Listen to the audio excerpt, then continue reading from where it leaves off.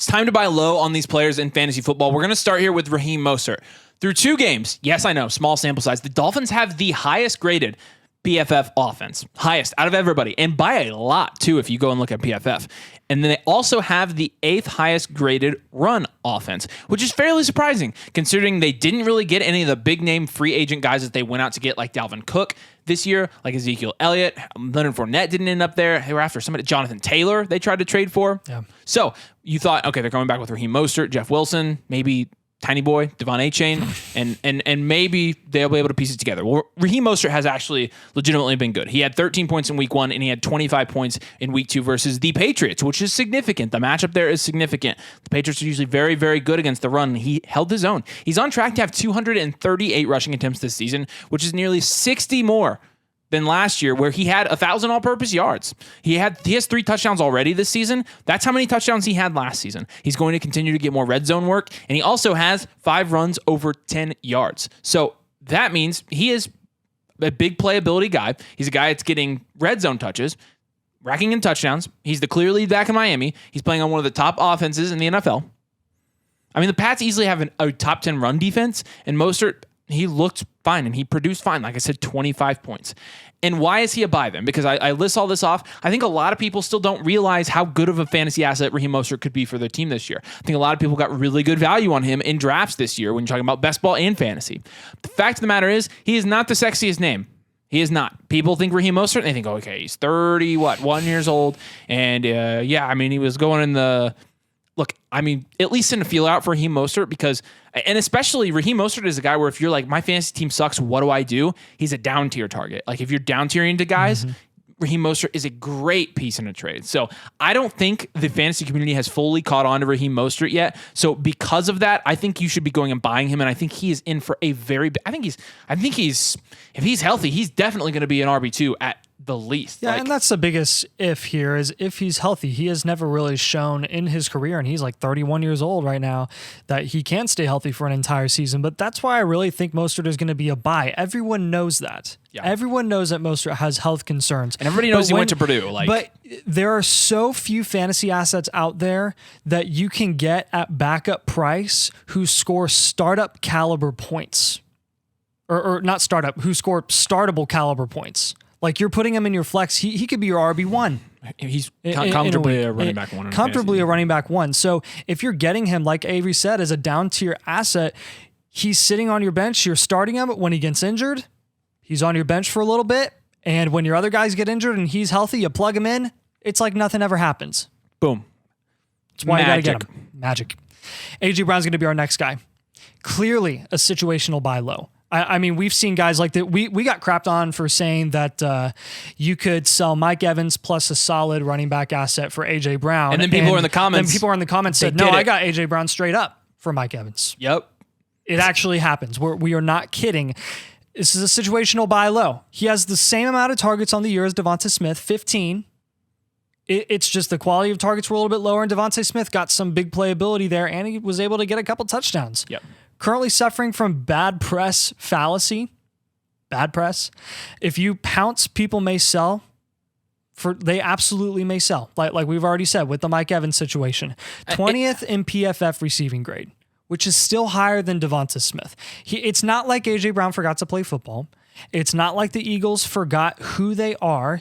We knew it was going to be rough going for the start of the season, and this was a prediction that we had in the offseason. We said, hey, the Eagles may struggle for a bit, and I think it's going to cost them the division.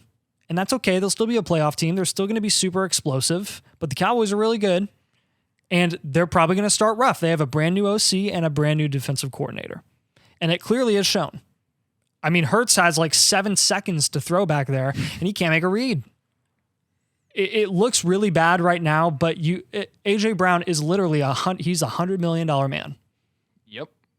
$100 million man. I don't know why you wouldn't want to pounce on that in that upside. Fantasy football is all about upside. If you're selling him to get these guys that have scored 20 points in their first 2 weeks, who are by definition less talented and in worse opportunities, what are you doing? Preach. In fantasy football? Fantasy football is all about ceiling. It's all about luck. Upside.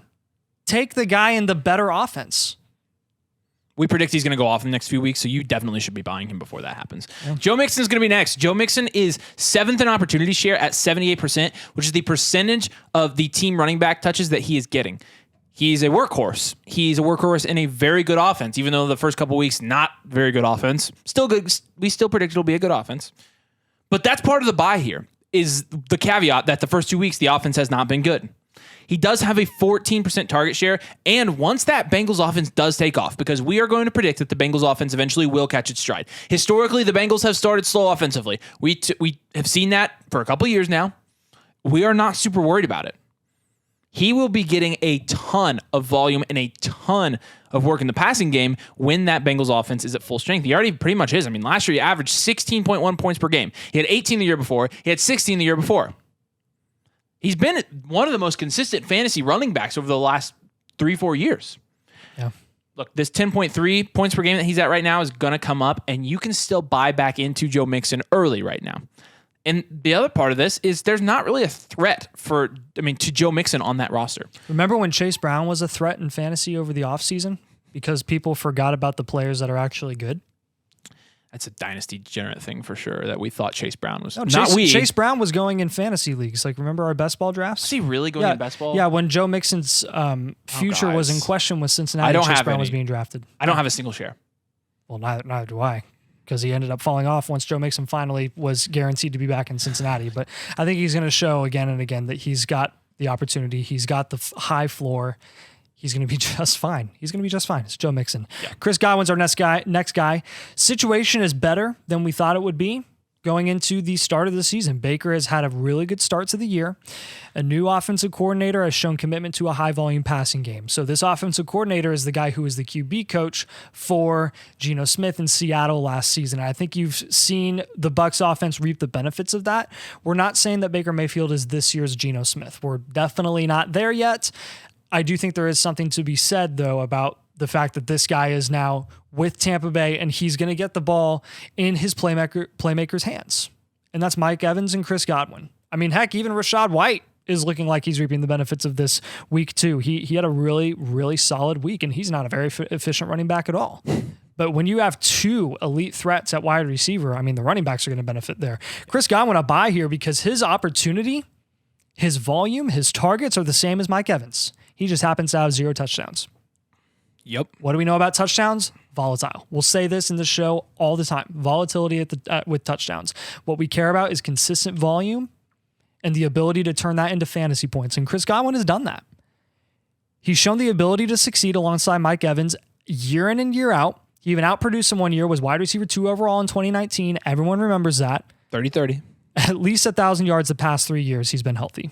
Yep. I mean, the years that he's not been healthy the entire year, like last season, he was on. Did he have more than 1,000 receiving yards last year? Chris Godwin? Yeah, I'm pretty sure he did. Yeah, I think he did, but he had a really good stretch.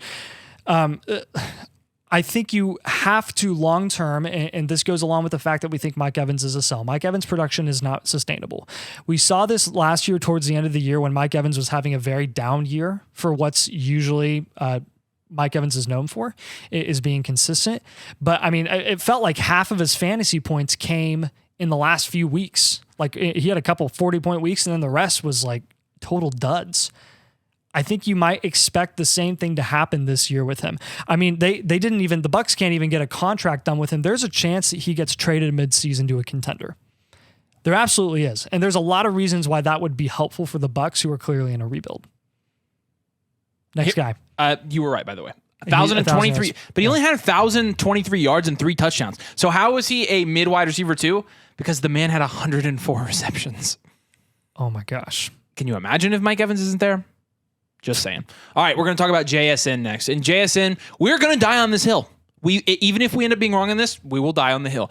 JSN, we do think as the season goes on, is going to get more involved. He's already getting a good share of the targets there in Seattle compared to DK Metcalf and compared to Tyler Lockett. Now, last week and the week before, you saw DK Metcalf and Tyler Lockett both produce. DK Metcalf had a touchdown in week 1, and Tyler Lockett had 2 touchdowns in week 2. And Jason just hasn't gotten those touchdowns. Not to mention, Geno is still throwing to these random tight ends. Just all the time. I mean, Parkinson, Font. There's the another other guy. Yeah, there's another guy. Disley? It may be, yeah. Yeah, Will Dissly, I think. I mean, he's given up a bunch of those targets to those guys. And then Kenny Walker just got 2 1-yard touchdowns. Like it was ridiculous and frustrating. We play for the end of the season. You did not draft guys like Jahmyr Gibbs and Breece Hall, even Javonte Williams, who we're going to talk about, for now. You did not do that. You did not draft JSN for now, and I did not draft JSN for now. I did not draft him Quentin Johnson for now. Yep. Drafted him for the end of the year. And we're going to play the end of the year. He's already getting a ton of targets. He's already getting good target quality. He's on an offense that is going to be a little bit more high octane. We saw that last week. So we're comfortable with JSN, and we are comfortable buying him right now because you're probably going to get a pretty good discount on him. Yeah, I think we can count on week 1's performance from the Seattle Seahawks being very fluky and not very common for that powerhouse of an offense with weapons at every single position. Next guy's going to be Javonte Williams. And this is a guy who came into the year way outproducing expectations from a performance level on the field after coming off of a devastating knee injury last season at the beginning of the year. And I think with him now, he started off the season with 2 45% snap share weeks, which for his level of injury, I mean, he's already outdone J.K. Dobbins. And his injury was debatably more traumatic than that, like at face value. Yeah. Obviously, there are more long-term stuff with JK, but with Javonte, man, he had 5 targets his first week. He had 3 this week. He had 13 carries week 1 and 12 carries week 2. You can expect that workload to go up and up and up as the season progresses, and you will only get Javonte Williams at a discount for so long because as workload goes up, the fantasy community sees that and they want to hold on to him. You have to predict that his volume is going to go up. The Broncos aren't winning games by passing the ball. They aren't winning games with Russell Wilson. It's time to turn to your run game and accept the fact that you're probably not going to win that many games and use your freaking running back. Sean Payton was intentional with this, okay? He knew going into the year that he was going to have Javonte Williams on a snap count. It is not by chance that he has had 45% snap share exactly both weeks. That will go up. It will. 100% agree. All right. Rhamondre Stevenson is going to be next. This is one that Nathan's a little bit more on the fence about, and this is one that I'm kind of spearheading here. But Rhamondre Stevenson, we were the first people and the loudest people to tell you that Ezekiel Elliott going to New England absolutely mattered for Rhamondre Stevenson. And it has. What it hasn't done is take away from Rhamondre's production, because what is Rhamondre really? He's probably a high-end RB2 in fantasy. Wouldn't you agree with that? That's his ceiling. Yeah. He's getting 73% of the snaps in both games. He has 15 points in both games. He had 12 and 15 attempts, respectively, in weeks 1 and 2. He had a touchdown in only one of those weeks. He had 6 targets in week 1 and 3 targets in week 2. So this is a guy that is, again, performing at the level of a high-end RB2. Yeah. What is going to happen, and what has started to happen already with Rhamondre, is the narrative is floating around. And I keep seeing this, and I keep thinking, really? That Rhamondre Stevenson's having a down year, that he hasn't started very well, that he's... And I think it's just because... I mean, did we expect him to score 30 points? I think it's because our expectations for Rhamondre were realistic. But you have people that were drafting Rhamondre Stevenson, even after the Ezekiel Elliott signing, to be maybe a mid RB1. And that's just not going to be Rhamondre Stevenson this year. So that was always unrealistic. If you have people that are out on a Rhamondre Stevenson because he's been off to a slow start, or because Zeke is taking away from him, or whatever, look at the 15 points that he's had in the first 2 weeks. Look at the targets he's getting. Look at the carries that Bill Belichick is giving him. And be comfortable buying him, knowing that he's somebody who can go in your second running back slot or in your flex position. If you're flexing Rhamondre, you're in a pretty good spot, regardless of league size. Know that you can comfortably start him, and he's going to, number one, get the volume on the ground and maybe have some touchdown upside. But number two, he's going to still get targets. Even though, I get it. Week 1, Ezekiel Elliott had 7 targets. I know. It was never not going to be a committee in New England. The difference is, we knew that. We're like, yeah, this is what Rhamondre is.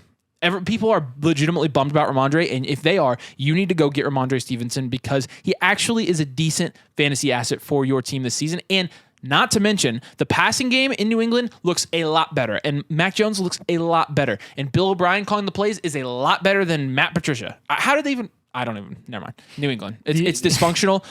But what this does mean is that their offense is going to be more dynamic. It's going to mean that defenses aren't just going to be able to stack the box against Rhamondre Stevenson because they know Mac Jones isn't going to push it down the field.